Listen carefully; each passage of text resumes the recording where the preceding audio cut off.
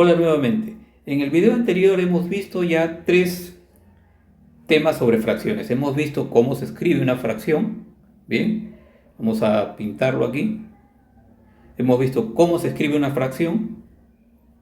Hemos analizado qué es una fracción y también hemos visto cómo se lee o menciona una fracción. Lo que nos queda ver ahora, en esta parte, es cuáles son las condiciones para que una fracción exista, porque las hay. Y es la siguiente. Habíamos dicho con el ejemplo 3/4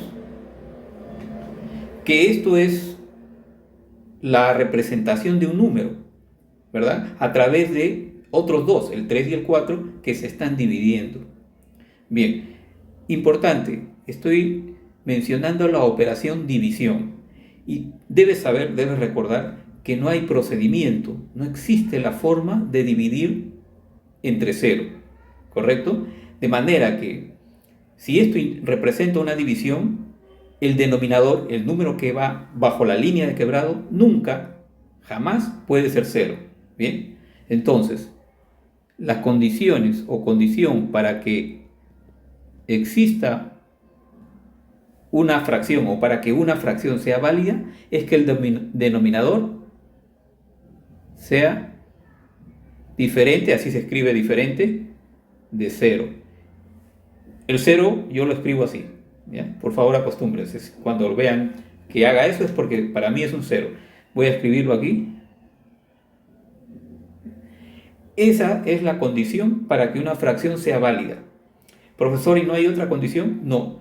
Profesor, ¿y podría yo tener el número ya no 3/4, sino, vamos a suponer, -3/4? ¿Seguiría siendo una fracción? Sí, porque la restricción o condición para que una fracción sea válida no atañe o no involucra a los numeradores ni a los denominadores.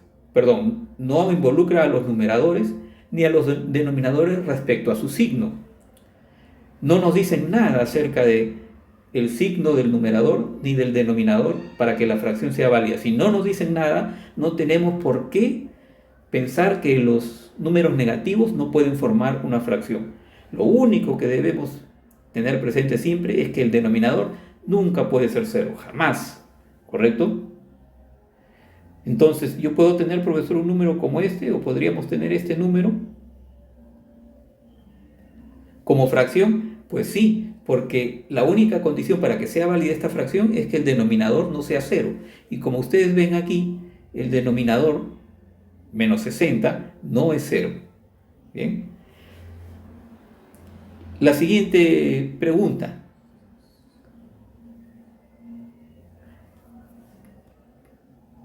Aquí está expresada.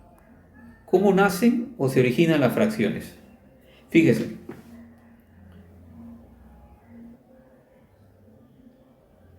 Tengo aquí representando la recta numérica y voy a escribir algunos de los números naturales. Por ejemplo, el 2 allí, vamos a escribirlo mejor. El 2, 3 y el 1. Situémonos en la época en que todo esto se empieza a originar, cuando se empiezan a definir los números en general. Y recordemos que lo primero que se inventaron o se crearon fueron los números naturales, aquellos que usamos para contar. Seguidamente se crearon, se definieron los números enteros, los números que están a la derecha del 0, los números negativos, perdón, a la izquierda del 0, los números negativos. No había más números, pero la gente, digamos los pensadores, los matemáticos, los filósofos, en esa época había muchos filósofos, normalmente un matemático siempre era filósofo o viceversa. Entonces, no había más números que los que estamos viendo aquí y los negativos, los enteros.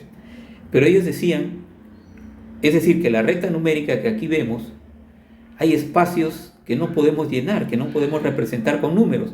Si yo quiero representar, pensaban ellos, si acá está el 0, yo quiero representar un número entre 0 y 1, no hay.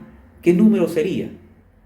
No encontraban esos números. Sin embargo, esa imposibilidad no se daba en la práctica, en la vida real, en los hechos, porque si alguien tenía un pan y lo partía, ya no tenía un pan, sino tenía medio pan, es decir, tenía menos que uno. Sin embargo, esa cantidad no podían escribirla, no conocían los números decimales o las fracciones.